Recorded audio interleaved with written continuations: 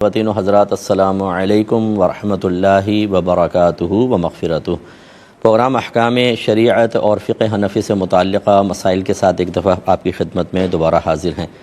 اولاً تو چونکہ عید کے بعد یہ پہلا پروگرام ہے تو تمام جتنے عالم اسلام میں بہن بھائی مجھے سن رہے ہیں آپ سب کو عید کی بہت بہت مبارکباد۔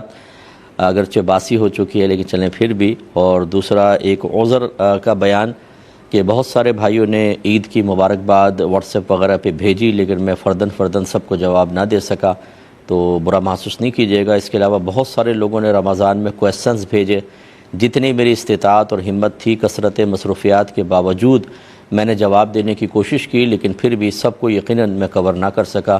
اگر کسی بھائی کو یا بہن کو جواب نہ ملا ہو، اس بنا پر دل آزاری ہوئی ہو، تو میں معافی چاہتا ہوں، مجھے معاف کیجیے گا، کیونکہ بہت زیادہ لوڈ ہوتا ہے۔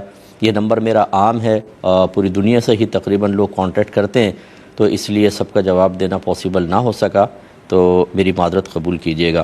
سوالات کی طرف آتے ہیں۔ کسی نے کہا ہے کہ فرض کا سلام پھیرنے سے پہلے ہی اگر نماز کا وقت ختم ہو جائے تو کیا حکم شرع ہوگا؟ دیکھیں، اس میں بس یہ اصول یاد رکھیں کہ اگر ایک نماز کے بعد دوسری کسی نماز کا وقت موجود ہے تو پھر اگر ہم نے وقت میں نماز شروع کی ہے، اختتام چاہے دوسری نماز کے وقت میں ہو، نماز ہو جائے گی۔ چنانچہ اس اصول کے مطابق فجر کی نماز نہیں ہوگی، کیونکہ فجر کے بعد کوئی دوسرا نماز کا وقت نہیں ہے۔ اس میں اگر سورج کی کرن نکل آئی ہے اور آپ نے ابھی سلام نہیں پھیرا ہے تو پھر یہ آپ کی نماز فاسد ہو گئی، اس کو قضا کرنا ہوگا۔ باقی ظہر کے بعد، چونکہ ظہر کے اندر عصر کے بعد مغرب کے بعد عشاء اور عشاء کے بعد فجر کا وقت سٹارٹ ہوتا ہے، ان سب کے اندر آپ کی نماز ہو جائے گی۔ اور ایک ہوتا ہے کہ جمعہ کا حکم۔ جمعہ بالکل ایک الگ نماز ہے اور یہ 5 نمازوں میں شامل نہیں ہے، لہذا جمعہ کا حکم بھی ہوتا ہے کہ اگر اتنی دیر سے جمعہ پڑھا کہ 2 رکعت کے اندر فرض کر لیں عصر کا وقت سٹارٹ ہو گیا ہے تو یہ جمعہ کی نماز نہیں ہوگی۔ تو جمعہ کے اندر الگ استثناء ہے، باقی 5 نمازوں کا جو اصول ہے وہ آپ کی خدمت میں ذکر کیا۔ یہ کہتے ہیں کہ اگر ہم دیر سے آنکھ کھلتی ہے اور فرض نماز کے اختتام میں صرف 1 یا 2 منٹ باقی ہوں تو ہم نماز کو کیسے ادا کریں؟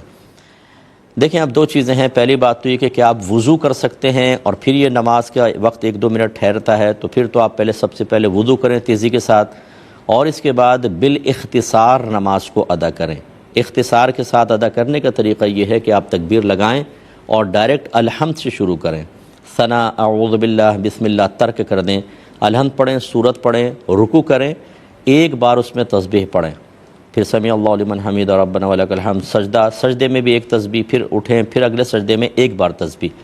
اسی طرح 2 رکعتیں کمپلیٹ کر کے جب التحیات میں آپ بیٹھیں گے تو تشہد پڑھنے کے بعد صرف اتنا کہہ لیں اللہم صلی علی محمد اور پھر سلام پھیر دیں، تو یہ بالکل مختصر ہو جاتی ہے، 1 منٹ میں یا 1.5 منٹ میں آرام سے نماز آپ ادا کر سکتے ہیں۔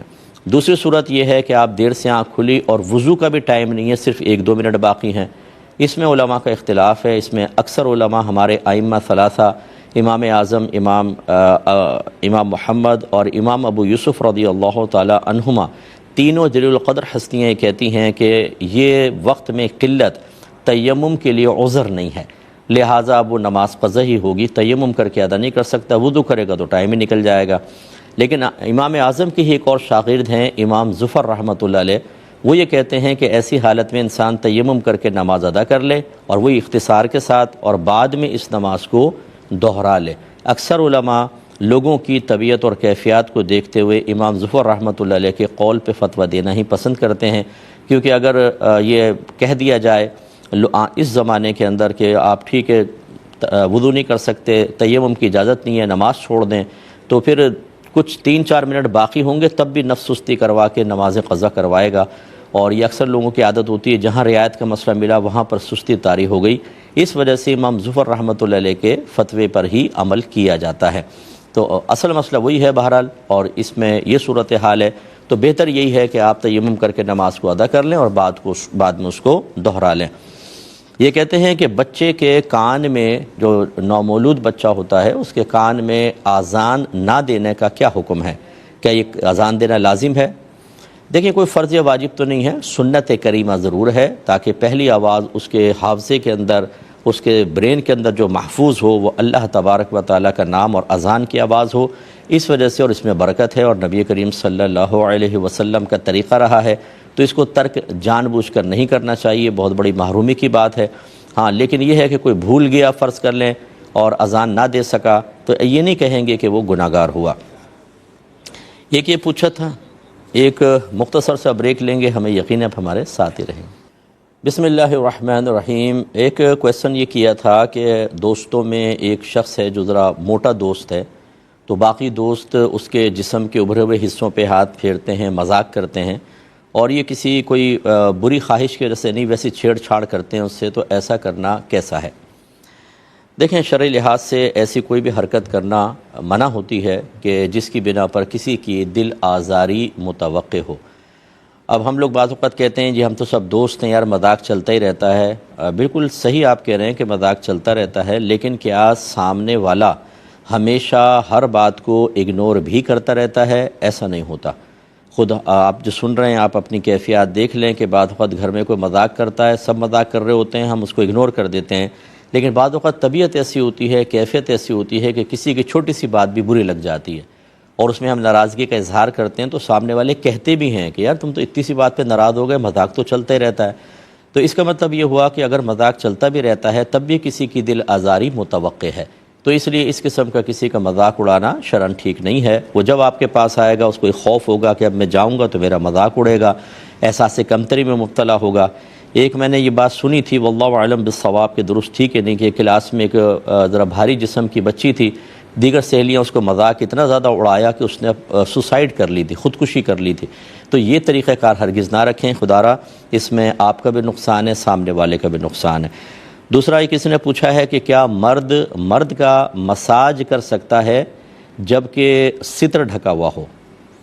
تو یہ بالکل کر سکتا ہے، جسم کی مالش کرنا شرعاً صحیح ہے جبکہ ستر مکمل ڈھکا ہو، یعنی ناف کے نیچے سے لے کر گھٹنوں کے نیچے تک کا جسم کا حصہ بالکل چھپا ہوا ہو، اور مساج کرنے والا لڑکا نہ ہو، یعنی ایسا نہ ہو جس کی وجہ سے کوئی شہوت محسوس ہو، بلکہ اگر مرد بھی ہو بہرحال اس کے ہاتھ لگنے سے اگر خدا نخواستہ کوئی ایسی برا خیال دل کے اندر آتا ہو تو پھر تو شرعاً جائز نہیں ہوگا۔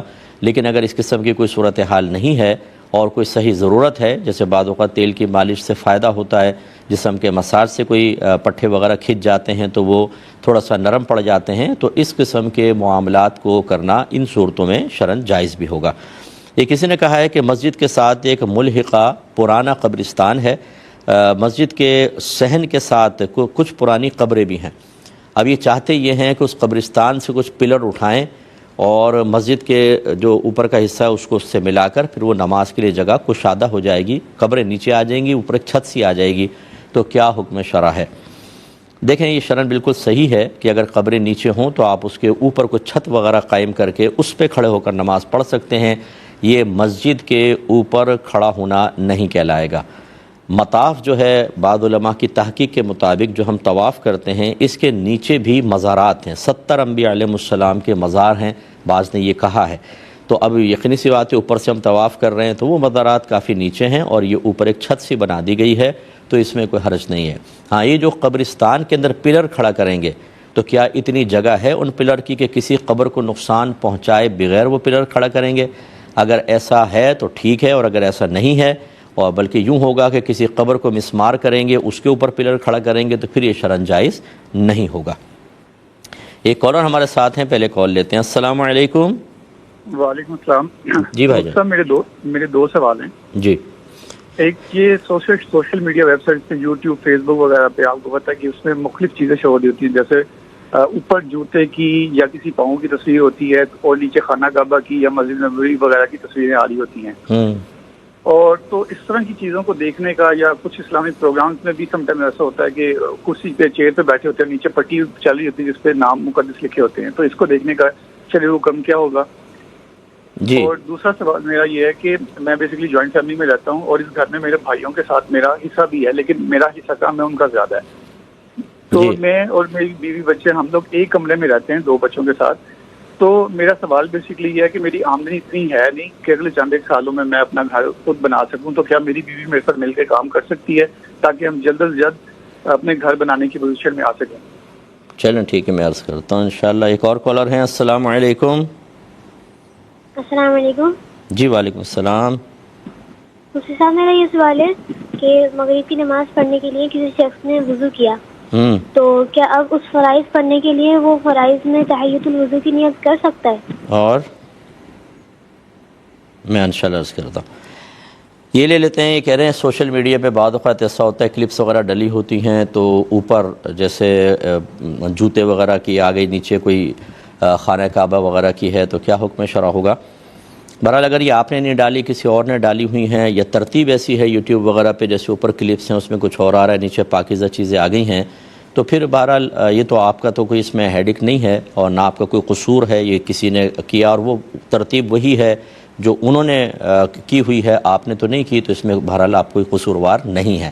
اس میں بہتر یہ ہوگا چلے اگر آپ کا دل نہ مانے اوپر والی سب اڑا دیجیے گا، ناٹ انٹرسٹڈ جو ہوتا ہے اس کو کر دیجیے گا تو وہ غائب ہو جائیں گی، نیچے والی باقی رہیں گی۔ اور جب آپ اچھی چیزیں ہی دیکھتے ہیں تو آپ بھی جانتے ہیں کہ انہوں نے ایسی سیٹنگ کی ہوئی ہے کہ ان کا کمپیوٹر آپ کو وہی چیزیں پھر بھیجے گا، اسی سے متعلق بھیجتا رہتا ہے اور دوسری کم سے کم ہو جاتی ہیں، تو یہ آپ طریقہ کار رکھیں۔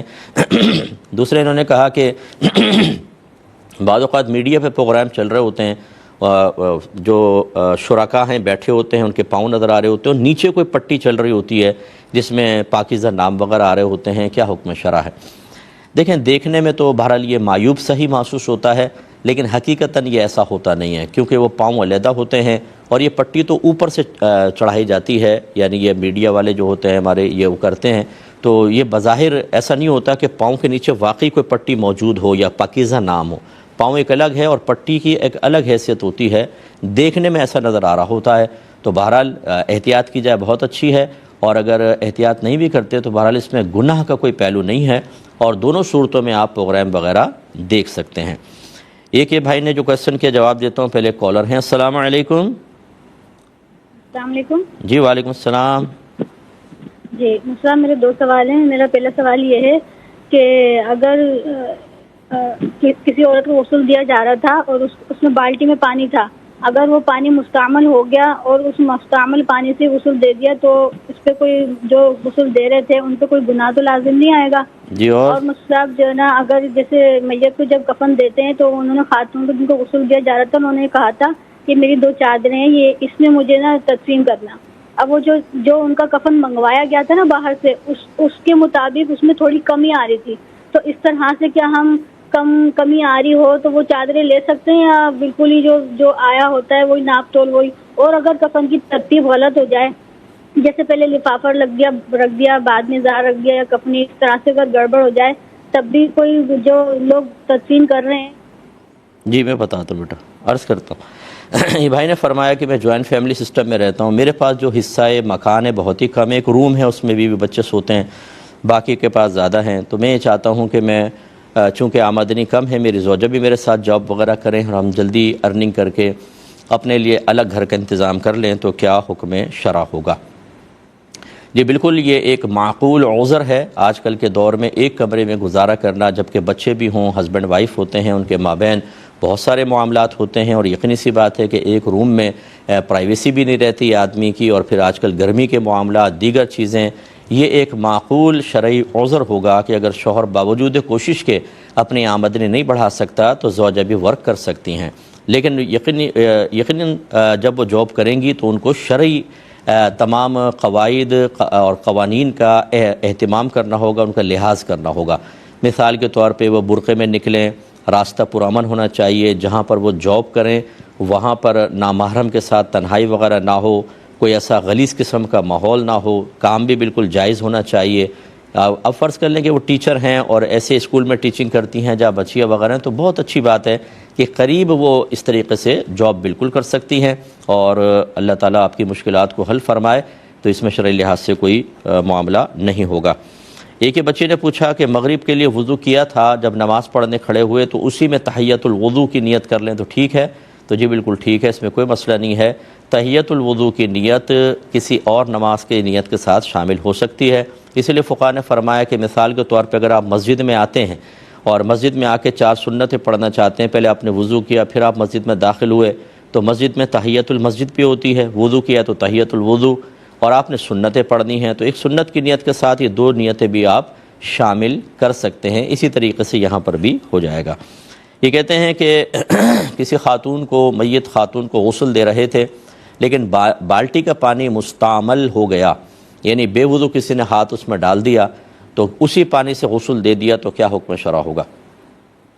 دیکھیں، مستعمل پانی وضو وغیرہ کے قابل نہیں رہتا ہے، اس سے نجاست حکمیہ دور نہیں ہو سکتی۔ نجاست حکمیہ اسے کہتے ہیں جو نظر نہیں آتی لیکن شریعت کہتی ہے کہ وہ نجاست ہے، جیسے بے وضو پن، حالت حیض کے اندر جو عورت پہ نجاست طاری ہوتی ہے وہ نظر تو نہیں آ رہی ہوتی، ایسی جنابت، تو یہ صرف صاف صحیح پانی سے جو بالکل غیر مستعمل ہو اسی سے ہو سکتا ہے۔ اگر مستعمل ہو گیا، یعنی جیسے بے وضو ہاتھ ڈالا، تو چونکہ جیسے ہاتھ ڈالیں گے جو ہاتھ پہ نجاست تھی وہ سب اتر کر اس پانی میں مل جائے گی جو ہمیں نظر نہیں آ رہا، لیکن چونکہ شریعت نے نجاست کا تصور دیا تو وہ پانی مستعمل کہلاتا ہے۔ اور حقیقی نجاست جیسے پیشاب وغیرہ، اس کی وجہ سے تو پانی ناپاک ہو جاتا ہے، تو اس کا حکم اس سے تھوڑا سا ہلکا تو رکھا ہے کہ اس کو ناپاک نہیں کہتے، لیکن یہ مستعمل ہوتا ہے اور مستعمل سے وضو یا غسل وغیرہ نہیں ہو سکے گا، تو لہذا جس نے ایسا کیا وہ گناہگار ہوا، گویا کہ میت جو ہے وہ بغیر غسل کے دفنائی گئی ہے۔ اللہ تعالیٰ معاف فرمائے ایسے لوگوں کو، تو توبہ کریں اللہ کی بارگاہ میں، اللہ تعالیٰ غفور الرحیم ہے، معاف فرمانے والا ہے۔ اچھا پہلے کالر لیتے ہیں۔ السلام علیکم۔ وعلیکم السلام جی۔ جی بھائی جان۔ مولانا صاحب، میرا سوال تھا، میں ادھر اسپین میں رہتا ہوں جی۔ اور ادھر ایک کرسچن کا ہوٹل ہے، اس پہ کام کرتا ہوں۔ اچھا۔ تو میں نے اس سے کافی سالوں سے پیسے ایڈوانس کے طور پہ ادھار لیے تھے، اور میں یہ جانتا تھا یہ کہ ہوٹل کے مالک کے پیسے ہیں، ٹھیک ہے۔ لیکن کچھ ٹائم کے بعد جب جو ہوٹل کا ڈائریکٹر تھا وہ مجھے پیسے ادھار دیتا تھا، پھر وہ جب اس کا ریٹائر ہونے کا وقت آیا ڈائریکٹر کا، تو میں نے بولا میرے پاس ابھی پیسے نہیں ہیں، میں ابھی ادا نہیں کر سکتا۔ وہ بولا تو اگر تمہارے پاس ہوئے تو مجھے دے دینا، ورنہ میں نے تمہیں معاف کر دیے۔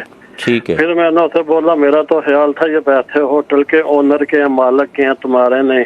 وہ مجھے بولا تمہیں کیا پتا وہ پیسے میرے تھے یا اونر کے تھے۔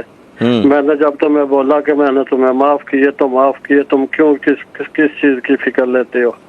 تو یہ کیا ویسے ہی پھر مجھے پیسہ میرے پہ وہ بال بنتا ہے؟ ٹھیک ہے، میں سمجھ جی، میں آپ کو جواب دیتا ہوں، ابھی جواب دیتا ہوں۔ یہ بہن نے مزید پوچھا کہ میت کو کفن دیا تو کپڑوں میں کمی آ گئی، میت کی وصیت بھی یہ تھی کہ میری 2 چادریں کفن میں شامل کر دینا، تو کیا ان کو شامل کر کے کفن کو کمپلیٹ کیا جا سکتا ہے؟ تو جی بالکل کر سکتے ہیں، اس میں کوئی حرج نہیں ہے۔ سیدنا صدیق اکبر رضی اللہ تعالیٰ عنہ کے بارے میں معروف ہے کہ آپ نے یہ وصیت کی تھی کہ جن کپڑوں میں میرا انتقال ہو اسی میں مجھے دفنا دینا، کیونکہ نئے کپڑے کی ضرورت زندوں کو زیادہ ہے۔ تو یہ ہو سکتا ہے کہ سنت کے مطابق کفن آپ دیں جو بغیر سلا ہو، سنت یہی ہے، لیکن صحیح شرعی عذر کی بنا پر دوسرے کپڑے بھی استعمال کر سکتے ہیں، اور چادریں وغیرہ جیسے ہیں یہ تو بالکل چادریں ہی تھی تو یوز کی جا سکتی ہیں۔ دوسرے انہوں نے کہا کہ ترتیب غلط ہو گئی، کیونکہ وہ جو بڑی چادر ہوتی ہے، پھر تہبند ہوتا ہے، پھر اس کو ازار بھی کہتے ہیں، کفنی وغیرہ ہے، سینہ بند ہے، دوپٹہ ہے، یہ 5 کپڑے خواتین کے ہوتے ہیں، اور ان میں ایک مخصوص ترتیب ہوتی ہے کہ پہلے یہ رکھیں گے، پھر یہ۔ اب وہ کہتی ہیں ترتیب بدل گئی تو کیا حکم شرع ہوگا؟ دیکھیں، یہ ترتیب سنت مبارکہ ہے، اگر یہ سنت ترک بھی ہو گئی تو اس سے کوئی فرق نہیں پڑے گا، وہ کفن ہی ہے اور اس کو کفن سنت ہی کہیں گے، کوئی ایسا مسئلہ نہیں ہے۔ ترتیب بھی ایک سنت تھی اور ترتیب ترک ہو گئی تو کوئی بات نہیں، لیکن کفن بالکل درست رہا۔ یہ بھائی نے فرمایا کہ کسی کرسچن کے ہوٹل میں کام کرتے تھے، ڈائریکٹر ان کو قرضہ دیتا تھا، لیکن ان کا گمان یہ تھا کہ یہ ہوٹل کے مالک کے حقیقتاً پیسے ہیں۔ جب وہ ڈائریکٹر جانے لگا تو اس نے یہ کہا کہ اگر آپ دے سکیں تو مجھے دے دیجیے گا، ورنہ معاف۔ اب انہوں نے کہا کہ بھئی معاف کیسے کر سکتے ہو، میرا گمان ہے مالک کے پیسے ہیں، تو وہ کہتا ہے کہ اس کو چھوڑو، آپ کو کیا پتہ۔ تو اب کیا حکم شرع ہوگا؟ دیکھیں، چونکہ ابھی آپ کا صرف یہ گمان ہے کہ شاید یہ مالک کے پیسے ہوں گے، ڈائریکٹر کے نہیں، تو گمان سے یقین تبدیل نہیں ہوتا۔ الیقین لا یزول بالشک، شک سے یقین زائل نہیں ہوتا۔ یہ تو یقین ہے کہ ڈائریکٹر آپ کو دے رہا ہے، اور مالک کے پیسہ ہونے میں آپ کو صرف گمان ہے، تو یعنی گمان کو چھوڑ دیں، حقیقتاً اس کا پیسہ ہے۔ لہٰذا اگر فرض کر لیں کہ آپ نہ دے سکے تو اس نے پہلے کہہ ہی دیا ہے کہ پھر یہ آپ کے لیے معاف ہوگا، تو انشاءاللہ یہ شرعی لحاظ سے معاف ہو جائے گا اور آخرت میں آپ کی کوئی گرفت نہیں ہوگی۔ ہاں، اگر آپ دے سکتے ہوں تو بہرحال اس کو دیں۔ اب یہ اس کے ثواب دید پر اصل فرض کر لیں کہ اس نے مالک کے لے کر آپ کو دیے تھے، آپ کو نہیں بتایا، یہ اس کا ہیڈیک ہے، وہ آخرت میں خود جواب دہ ہوگا، آپ نے اس سے لیے تھے، آپ اسی کو واپس کر دیں، اور اگر نہ دے سکیں تو وہ پہلے معاف کر چکا ہے، پھر وہ بالکل معاف ہو جائے گا۔ ایک مختصر سا بریک لیں گے، ہمیں یقین ہے آپ ہمارا انتظار کریں گے۔ بسم اللہ الرحمن الرحیم، پہلے کالز لیتے ہیں پھر انشاءاللہ جوابات۔ السلام علیکم۔ وعلیکم السلام ورحمۃ اللہ۔ جی بھائی جان۔ جی میں نے کوشچن یہ پوچھنا تھا کہ اگر عورتیں مل کے نماز پڑھیں، مطلب کوئی آگے نہ کھڑی ہو ایز اے امام، باقی ساری مل کے پڑھیں، کئی عورتوں کو نہیں آتی ہوتی نماز، یا مطلب پریپیئر نہیں ہوتی ہے قسم کی، تو اگر ایک اونچی پڑھے باقی اس کے سن کے ساتھ چلیں تو ایسی نماز ہو سکتی ہے؟ اور مطلب اس میں نا نماز تسبیح بھی شامل ہے وہ بھی۔ اور دوسری بات یہ ہے کہ صبح کی اذان کے بعد قضا نماز پڑھ سکتے ہیں اگر؟ ٹھیک ہے۔ اور ایک اور کالر ہیں۔ السلام علیکم، شاید لائن ڈراپ ہو گئی ہے۔ دیکھیں، خواتین کی جماعت فقہ حنفی کے روشنی میں سخت مجبوری کے بغیر مکروہ تحریمی ہے، یعنی حرام کے نزدیک ہے، اس لیے بہنیں نہ فرائض کی جماعت کروائیں نہ نوافل کی کروائیں۔ لیکن بالفرض کوئی صحیح شرعی مجبوری ہو، جیسے کہ فرض کر لیں کہ ایک یہ شرعی مجبوری ہو سکتی ہے کہ محلے کی عورتیں نہ نماز پڑھتی ہیں نہ احکام سیکھتی ہیں اور گناہ اپنے عروج کے اوپر ہیں، ایسے میں کوئی عالمہ فاضلہ متقیہ خاتون یہ ایک ٹیکنیک یا ایک تدبیر اختیار کریں کہ عورتوں کو کہیں کہ چلیں جی گھر میں ہم جماعت سے نماز پڑھیں گے، آپ میرے پاس آئیے گا، اور پھر وہ جماعت کروائیں اور جماعت کروانے کے بعد پھر عورتوں کو واضح و نصیحت کریں تاکہ گناہ ختم ہوں، اور ٹو دا پوائنٹ یعنی فرض علوم سکھائیں ان کو تاکہ عقیدہ ٹھیک ہو، ان کے احکام شرعیہ عملیہ سیکھیں خواتین، اور صغیرہ کبیرہ ظاہری باطنی گناہوں کی معرفت حاصل ہو۔ تو اس زمانے کے اعتبار سے اس کی اجازت دی جا سکتی ہے، اور اس کے لیے یقیناً عورتیں تمام شرائط کو ملحوظ رکھیں گی کہ اپنے اگر کوئی شادی شدہ ہے تو شوہر سے پوچھ کر آئیں، اگر غیر شادی شدہ ہیں تو جو بھی گھر کے بڑے ہیں ماں باپ ہیں تو ان سے پوچھ کر آئیں گی، باپردہ آئیں، راستہ پر امن ہونا چاہیے، جس مقام پہ نماز پڑھنی ہے وہاں پہ کوئی نامحرم نہ ہو، کوئی کسی نامحرموں کے دیکھنے وغیرہ کا اندیشہ نہ ہو، صرف نماز پڑھنے کی غرض سے اور علم سیکھنے کی غرض سے آئیں، اور اس کے بعد جیسی ختم ہو جائے فوراً اپنے گھر پر واپس آئیں۔ اگر ان شرائط کو ملحوظ رکھ سکتے ہوں تو گنجائش نکلے گی۔ اور اب ایسی صورت میں فقہا نے یہ لکھا کہ اگر فرض کر لیں عورتوں کی جماعت قائم بھی ہو تو عورتوں کی امام ایسا نہیں ہوگی کہ وہ ایسے کھڑے ہو جیسے مردوں کا امام آگے کھڑا ہوتا ہے، بلکہ وہ صف میں ہی کھڑی ہوگی لیکن تھوڑا سا آگے نکل کر، ایک آدھ جیسے فٹ آگے کھڑی ہو جائے گی، اور پیچھے یہ ساتھ میں عورتیں ہیں بس تھوڑا سا آگے، اور پھر یہ جماعت قائم کریں گی۔ تو یہ تو اس طرح ہو سکتا ہے، ورنہ منع ہی ہوگا۔ دوسری بات یہ ہے کہ ایک عورت اونچی پڑے یا امام جو ہے ان کی اونچی پڑے اور عورتیں خاموشی سے سنیں یا اس کو دہراتی جائیں، یہ طریقہ بالکل غلط ہوگا۔ ایسا کریں گی تو نمازیں فاسد ہوں گی اور گناہگار علیحدہ ہوں گی، چاہے وہ صلاۃ التسبیح ہو چاہے دیگر نمازیں ہوں، امام بس پڑھے گی۔ اگر صلاۃ التسبیح ہے تو عورتیں اپنی اپنی تسبیحات پڑھیں گی، اور امام کی آواز کو سن کر اس کو دہرائیں گی نہیں، نہ ان کا گویا کہ ایک لقمہ ایک طریقے سے لیں گی، ایسا نہیں کریں گے۔ اور فرض کر لیں اگر کسی بہن کو تسبیحات وغیرہ یاد نہیں ہیں تو وہ پیچھے کھڑی ہو جائیں اگر آ رہی ہیں، اور اس کے بعد وہ سبحان اللہ سبحان اللہ سبحان اللہ کوئی بھی تسبیح پڑھ کر اپنی نماز کو کمپلیٹ کر لیں۔ انشاءاللہ تسبیحات پڑھنے کا ثواب ملے گا، نوافل کا ثواب ملے گا، اور حقیقت اصل تو علم دین سیکھنا ہے، اس سے ان کو استفادہ حاصل ہوگا۔ تو یہ ایک صورت ہے، لیکن یہ پورا میرا بیان اچھی طرح غور سے سنیں، تمام شرائط ملوز ہوں گی تب اجازت ملے گی ورنہ نہیں ہوگی۔ یہ بھائی نے پوچھا کہ فجر کی نماز کے بعد کیا ہم قضا نماز ادا کر سکتے ہیں؟ تو جی بالکل کر سکتے ہیں۔ بعض لوگ کہتے ہیں جی فجر کے بعد کوئی سجدہ نہیں ہے، کوئی سجدہ نہیں، نفل سجدہ منع کیا ہے نبی کریم صلی اللہ علیہ وسلم نے۔ یہ جو ہم قضا کرتے ہیں یہ یا تو فرض نماز ہوتی ہے یا وتر قضا ہوتے ہیں، وہ واجب ہے۔ تو واجب اور فرض سجدے کو سرکار نے منع نہیں فرمایا، لیکن یہ ضرور علماء نے فرمایا کہ احتیاط کریں کہ فجر کی نماز کے بعد اگر قضا ادا کر رہے ہیں تو مسجد میں نہیں کریں گے، اپنے گھر میں علیحدہ کمرے میں کریں، کیونکہ نماز قضا کرنا گناہ ہے، اور گناہ کو بعد میں ظاہر کرنا یہ بھی ایک گناہ ہے۔ تو اگر آپ فجر کے بعد وہاں نماز پڑھیں گے تو لوگ سمجھ جائیں گے کہ یہ کوئی سنن وغیرہ تو پڑھ نہیں سکتا، نوافل پڑھ نہیں سکتا، تو قضا نماز ہی ادا کر رہا ہے۔ اس طرح اپنے گناہ پر کسی کو مطلع کرنا لازم آئے گا، اور یہ صحیح نہیں ہوگا۔ امید ہے آپ بات سمجھے ہوں گے۔ ایک بھائی نے پوچھا کہ ہماری مسجد میں ایک ممبر ہے جس میں 3 سیڑھیاں ہیں، تیسری سیڑھی چڑھ کے پھر اوپر امام صاحب بیٹھتے ہیں، لیکن جو ہمارے خطیب صاحب ہیں وہ تیسری سیڑھی پہ نہیں چڑھتے بلکہ دوسری کے پر چڑھ کر تیسری کے اوپر بیٹھ کے یعنی خطبہ دیتے ہیں، وہ کیوں نہیں چڑھتے تیسری کے اوپر اور پھر چوتھی کے اوپر گویا کہ بیٹھ کے وہ خطبہ دیتے؟ دیکھیں پہلی بات تو یہ کہ آپ کو امام صاحب سے ہی پوچھنا چاہیے، لیکن ہو سکتا ہے ان کی سوچ یہی ہو جیسے کہ حضرت عثمان غنی رضی اللہ تعالیٰ عنہ کے بارے میں منقول ہے کہ آپ تیسری سیڑھی پہ نہیں بیٹھتے تھے، کہ نبی کریم صلی اللہ علیہ وسلم تیسری سیڑھی پر تشریف فرما ہوتے تھے تو میں ادباً دوسری سیڑھی پر بیٹھوں گا۔ مجھے جو میرے ذہن میں اس وقت معلومات ہے وہ یہی ہے، ہو سکتا ہے صحابی کا کوئی فرق ہو، لیکن غالباً عثمان غنی رضی اللہ تعالیٰ عنہ ہی تھے، تو یہ اس طرح کا ان کا اپنا ایک سوچ اور اپنا ایک ادب کا طریق تھا۔ ورنہ تیسری جو نبی کریم صلی اللہ علیہ وسلم کا ممبر اقدس تھا اس کی 3 ہی سیڑھیاں تھیں، جو آپ نے مشہور حدیث بھی سنی کہ سرکار صلی اللہ علیہ وسلم رمضان میں تھے تو آپ نے پہلی سیڑھی پہ قدم رکھا فرمایا آمین، پھر دوسری پہ قدم رکھا فرمایا آمین، پھر تیسری پہ قدم رکھا فرمایا آمین۔ یہ جو حدیث آپ نے سنی معروف ہے، تو اس کا مطلب 3 سیڑھیوں پہ قدم رکھ کے چوتھی کے اوپر آپ تشریف فرما ہوتے تھے، یعنی وہ بیٹھنے کی جگہ ہوتی تھی۔ تو سنت تو یہی ہے، لیکن اگر کوئی ادباً نیچے بیٹھتا ہے تو اس میں کوئی حرج نہیں۔ دوسرا اسی سے متصل انہوں نے کہا کہ کیا ممبر 4 سیڑھیاں بھی بنا سکتے ہیں، اس سے بھی اونچا کر سکتے ہیں؟ تو وہ سنت نہیں ہوگا، کرنے کو تو 10 کر لیں آپ، لیکن وہ سنت نہیں ہوگا، سنت اتنا ہی ہے۔ یہ کہتے ہیں کہ کسی نے پوچھا کہ کیا یہ صحیح ہے کہ ملک الموت علیہ السلام اس وقت تک کسی شخص کی روح قبض نہیں کر سکتے جب تک کہ اس طالب یا مرید کا پیر اجازت نہ دے؟ یہ بالکل غلط بات ہے، اور جس نے بھی ایسا کی انتہائی گمراہ کرنے والا یہ بیان ہے، ایسا بالکل بھی نہیں ہے۔ نبی کریم صلی اللہ علیہ وسلم میں تو یہ مروجہ پیری مریدی تھی ہی نہیں۔ اس وقت جو ملک الموت علیہ السلام آتے تھے تو کیا قانون کیا تھا؟ اور کیا پیری مریدی شروع ہونے کے بعد پھر اللہ کا قانون بدل گیا کہ اب ملک الموت علیہ السلام کو اجازت لینی ہوگی؟ اگر خدا نہ خواستہ معاذ اللہ کوئی دعویٰ کرے کہ ہاں بدل گیا، تو سوال یہ پیدا ہوگا بدلنے والا کون ہے؟ ناسخ اور منسوخ کا بیان تو اللہ کے نبی ہی کر سکتے ہیں، پھر یہ کس نے قانون بدل دیا اور اس پر اطلاع کیسے ہو گئی؟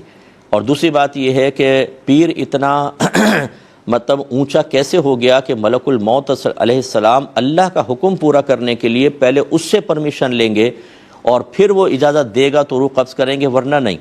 حالانکہ فرشتے اپنی طرف سے کچھ بھی نہیں کرتے، وہ وہی کرتے ہیں جس کا اللہ ان کو حکم دیتا ہے۔ یہ نص قطعی، یہ نص قرآنی ہے کہ فرشتے خود کچھ نہیں کرتے، وہی کرتے ہیں جس کا انہیں حکم دیا جاتا ہے۔ اب میں ایسے مطلب کم علم شخص اور گمراہ کن شخص سے کویسچن کرتا ہوں کہ ذرا یہ بتائیے کہ وہ تو اللہ کے حکم سے آئے تھے کہ اس وقت اس کی روح قبض کرو، یہاں پیر درمیان میں آ گیا کہ میں اجازت نہیں دیتا ہوں۔ اب وہ پیر کی مانے گا یا اللہ کا حکم مانیں گے ملک الموت علیہ السلام؟ یہ بتائیں۔ اور ان کے کہنے کے مطابق تو ملک الموت علیہ السلام روح قبض ہی نہیں کر سکتے جب تک کہ پیر اجازت نہ دے۔ بالکل جاہل ہے جس نے بھی یہ بات کہی، ایسے لوگوں سے دور رہیں۔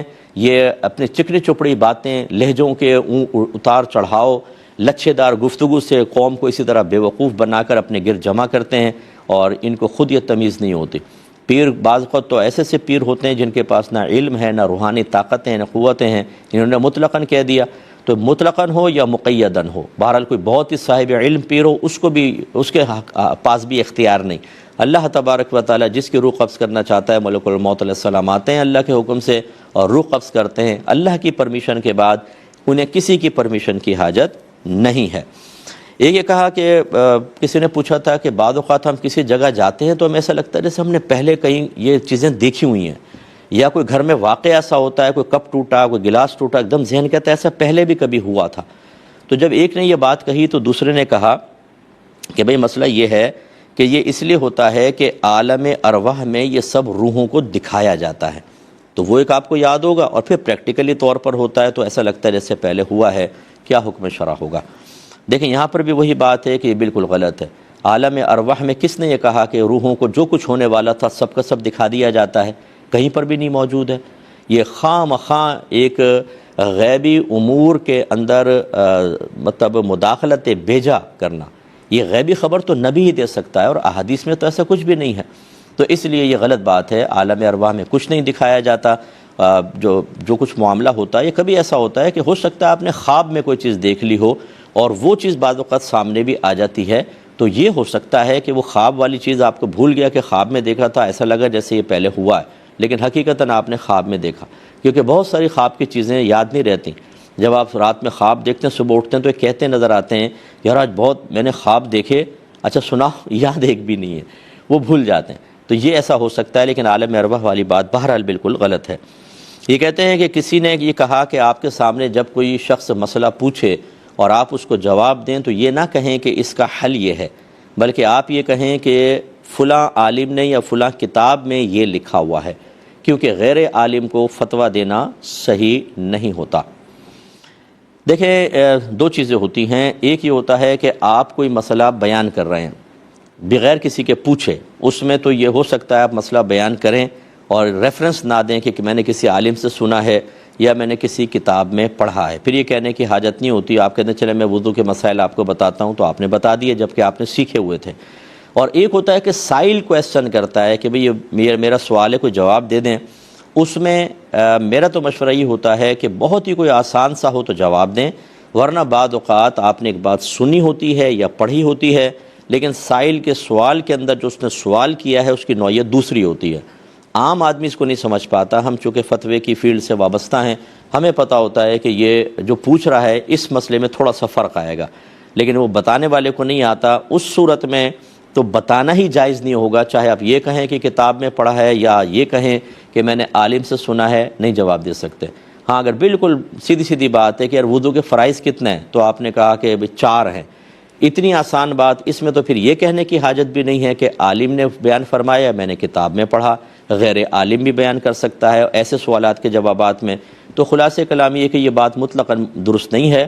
بہرحال جو اگر سائل کویسچن کرے اس میں آپ کو سوچ بچار کرنی پڑے، تھوڑا سا بھی پہلو بدلتا محسوس ہو تو بالکل جواب نہ دیں، بلکہ مفتیان کرام کی طرف ریفر کریں۔ اور اگر آپ سمجھتے ہیں کہ بالکل سیدھی سیدھی معلومات حاصل کرنے والا ہے اور یہ مجھے پہلے اچھی طریقے سے معلوم ہے، تو پھر بغیر ریفرنس کے بھی آپ بیان کر سکتے ہیں۔ اس میں بہتر یہ ہوگا کہہ دیں فلاں عالم سے سنا ہے، نہ بھی کہیں تو کوئی حرج نہیں ہوتا ہے۔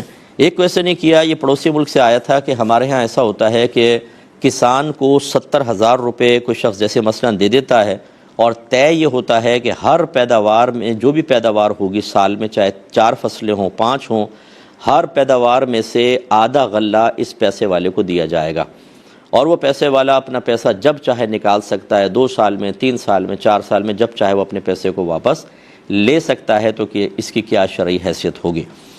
دیکھیں مسئلہ یہ ہے کہ اس میں 2 صورتیں ہیں، کہ ایک تو یہ کہ وہ انویسٹمنٹ کرتا ہے کہ آپ بھی پیسہ ملا ہے، آپ بھی کام کریں، میں بھی کرتا ہوں، یا اس نے یہ کہا کہ یہ میں آپ کو پیسے دیتا ہوں، اس سے آپ کام کریں اور جو کچھ پروفٹ ہوگا ہم اس میں سے آدھا آدھا کر لیں گے، تو اس کی تو کوئی گنجائش نکل سکتی ہے۔ اور اگر یہ ہو قرضے کے طور پر کہ یہ میں آپ کو دے رہا ہوں، آپ کام کریں، یہ میرا قرض ہے، میں جب چاہوں اپنا قرض واپس لوں گا، لیکن اس قرض کے اوپر مجھے نفع درکار ہے، تو ایسی صورت میں یہ سود میں شامل ہوگا، کیونکہ قرض کے اوپر نفع لینا حرام اور سود ہوتا ہے۔ نبی کریم صلی اللہ علیہ وسلم نے فرمایا کہ جو قرض نفع کھینچے وہ نفع سود ہے، تو اس سے اجتناب کرنا چاہیے۔ یہ بھائی نے فرمایا کہ آج کل شادیوں کے اندر ایسا ہو رہا ہے کہ شادی اور ولیمہ ایک ساتھ ایک ہی دن رکھ لیتے ہیں اور اسے شلیمہ کا نام دے دیا گیا ہے۔ توبہ میرے مالک، تو کیا یہ صحیح ہے یا نہیں ہے؟ تو یہ بالکل غلط ہے۔ میں سوال یہ کرتا ہوں کہ یہ بتائیے کہ ولیمے کا تصور آپ کے ذہن میں کہاں سے آیا؟ کس نے کہا ولیمہ کرو؟ تو آپ کہیں گے جی نبی کریم صلی اللہ علیہ وسلم نے بتایا، قرآن اور حدیث، یعنی حدیث سے ہمیں پتہ چلا کہ ولیمہ ہوتا ہے۔ تو حدیث سے جب پتہ چلا تو پھر حدیث یہ بتائے گی نا کہ ولیمہ کب ہوگا، اور کیا اس کو شادی کے کھانے کے ساتھ مرج کر سکتے ہیں کہ نہیں، یا آپ اپنے پاس سے بس ولیمے کا تصور وہاں سے لے لیا، باقی یہ شترے بے مہار ہو گئے کہ ہم جیسا چاہے کریں۔ یہ یاد رکھیں کہ ولیمے کا تصور یہ ہے کہ فرسٹ نائٹ کے بعد پھر جو کھانا کھلایا جاتا ہے اس کو ولیمہ کہتے ہیں۔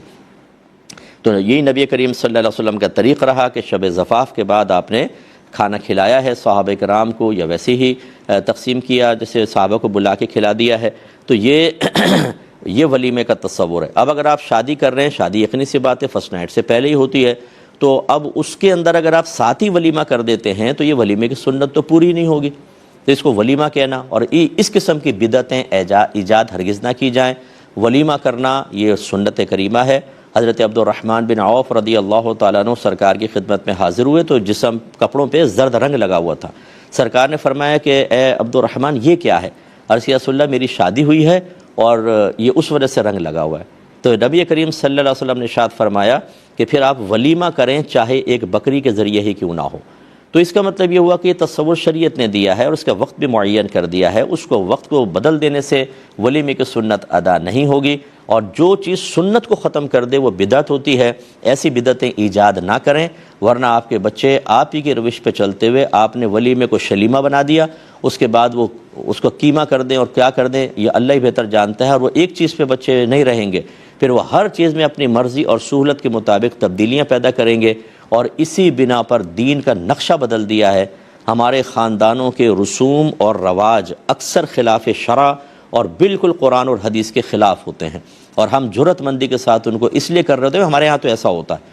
یہ عورتیں مل کر بیٹھتی ہیں نا رشتوں کے لیے، بھئی آپ کے ہاں کیا کیا لیتے دیتے ہیں، ہمارے یہاں یہ ہوتا ہے، دوسری کہتی ہے ہمارے یہاں یہ ہوتا ہے، اور ان میں بہت سی چیزیں، ہر ایک کو نہیں کہہ رہا ہوں، بہت سی چیزیں خلاف شرع بھی طے ہو رہی ہوتی ہیں، لیکن چونکہ ہمارے ہاں ہو رہا ہے اور ہم نے نہ قرآن کو دیکھنا ہے نہ حدیث کو، نہ اللہ کا خوف نہ رسول کی کوئی حیا اور شرم، تو ہم خود بدعتیں ایجاد کر کے اور اپنی نسلوں کو دے کر چلے جاتے ہیں، اور آگے اس کا خمیازہ بھگتنا ہوگا۔ تو لہذا شلیمہ پلیمہ چھوڑ دیجئے، آپ ولیمہ ہی کیجئے، اور اس کا طریقہ یہ ہے جو میں نے آپ کو سمجھایا۔ اس میں ایک آخری بات عرض کر دیتا ہوں، بعض بچے ایسے ہوتے ہیں کہ جو سنت پوری کرنا چاہتے ہیں لیکن گھر والوں سے ٹکرانا ممکن نہیں رہتا، گھر والے کہتے ہیں تم خاموش رہو، ملا نہ بنو زیادہ، جو ہم کر رہے ہیں بس ٹھیک ہے، ہم جواب دیں گے آخرت میں۔ ایسے جرأت مند بھی آپ کو ملیں گے۔ ایسی صورت میں نوجوانوں سے میری گزارش ہے کہ آپ لڑائی جھگڑا نہ کریں، بولے آپ کی مرضی جو چاہے کریں، آپ اگلے دن صرف ایک دو دوستوں کو بلا کر کھانا کھلا دیں، نیت کر لیں کہ یہ ولیمہ ہے۔ ولیمے کے لیے باقاعدہ ہال بک کرانا، انویٹیشن دینا، کوئی بہت زیادہ بڑی مقدار میں کھانا بنانا یہ لازم نہیں ہوتا، تھوڑا سا کھانا کھلا دیں، ولیمے کی نیت سے انشاءاللہ سنت ادا ہو جائے گی۔ یہ کہتے ہیں کہ باہر کے ملک میں کسی کی دکان جل گئی اور وہ انشورڈ تھی، جب انشورنس والے آئے تو شخص نے جھوٹ بول کر جو دکان میں مال تھا وہ بہت زیادہ بیان کیا، اور اس کے مطابق اس کو پیسے مل گئے، اور اسی سے پھر اس نے دکان دوبارہ بنا کے اب کاروبار اسٹارٹ کیا ہے۔ تو اس دکان پر جاب کرنا کیسا ہے؟ دیکھیں، آپ کا جاب کرنے میں کوئی حرج نہیں ہے، آپ جائز کام کریں گے، آپ اپنی محنت کی، اپنی سروس کی سیلری لیں گے تو آپ کے لیے کوئی مسئلہ نہیں ہے۔ اس نے جھوٹ بولا، غلط طریقے سے مال حاصل کیا، اس کا وبال اس پر ہوگا، آپ کے لیے اس وہاں پر جاب کرنا بالکل شرعاً جائز ہے۔ ہاں یہ ضرور ہے کہ آپ دل سے اس کے اس برے فعل سے راضی نہ ہوں، بالکل دل میں برا جانے۔ اگر آپ دل سے راضی ہوئے، بلکہ خوش ہوئے، بلکہ آپ نے کہا یار زبردست تم نے تو 6 لاکھ 10 لاکھ اور زیادہ لے لیے، تو اس صورت میں آپ بھی گناہ میں بالکل شامل ہو جائیں گے اور گناہگار ہوں گے۔ دل میں برا جانے، جاب کرنے میں کوئی حرج نہیں ہے۔ ایک بھائی نے پوچھا تھا کہ استاد کا شاگرد سے تحفہ وصول کرنا کیسا ہے؟ اس میں تھوڑی سی تفصیل ہے کہ شاگرد کون ہے، لڑکا ہے یا لڑکی ہے۔ لڑکیوں سے بالکل تحفہ نہیں لے سکتا استاد، بالکل اس سے مطلب دور رہیں، اوائڈ کریں۔ ہاں یہ ہو سکتا ہے جیسے یونیورسٹیز وغیرہ ہیں، کالج ہیں، کسی کی سالگرہ آگے ٹیچر کی اور بچیاں مل کر، جیسے لڑکے لڑکیاں مل کر کوئی گفٹ لے کر اس ٹیچر کو دے دیتے ہیں، یہ خاص کسی ایک سے لینا نہیں ہوتا ہے، یہ گروپ پورا دے دیتا ہے، تو اس کی چلیں آج کل کے عرف کے اعتبار سے گنجائش نکالی جا سکتی ہے، تو لہٰذا یہ ویسے لڑکی دے تو بالکل نہ لیں، اور لڑکوں سے اگر لیں تو دیکھیں گے نابالغ ہے، بالغ ہے، نابالغ سے تحفہ نہیں لے سکتے، بالغ سے تحفہ لیا جا سکتا ہے۔ اس میں اور بھی تفصیل ہے لیکن انشاءاللہ پھر کبھی بیان کریں گے۔